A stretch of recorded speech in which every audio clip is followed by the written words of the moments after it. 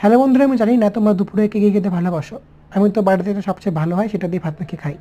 তো আজকে হয়েছিল মা হাতের স্পেশাল মাছের মাথাতে একটা কাটা চচ্চড়ি। আর প্রথমে আমি ওই গ্রেভিটা দিয়ে ভাতটা মেখে পুরো মুখে পুরে দিলাম, সত্যি দারুণ হয়েছিল। তারপর টেস্ট করলাম, কাটাটা সত্যি নরম ছিল। তারপর গ্রেভিটা দিয়ে ভাতটা মেখে পুরো মুখে দিলাম। তারপর আমি আমার মতো আমার স্টাইলে একটু গ্রেভি, একটু ভাত, একটু পেঁয়াজ পুরো পুড়ে নিয়ে মুখে পুড়ে দিলাম। সত্যি এই কম্বিনেশনটা আমার দারুণ লাগে। তারপর নিয়েছিলাম মার হাতের ঝাল ঝাল জুফি একটা পটল পোস্ত।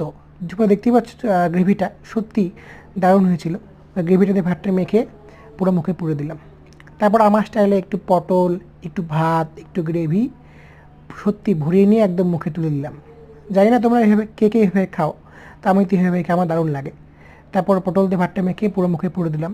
আমার দুপুরটা জমে গিয়েছিল এরকম ঝাল ঝাল পোস্ত হলে আমার কিছু লাগে না। তো বন্ধুরা, ভিডিও ভালো লাইক করে দিও। আমি যতক্ষণ পটল খাই, আর তোমরা দুপুরে গিয়ে খাচ্ছ আমাকে কমেন্টে জানিও।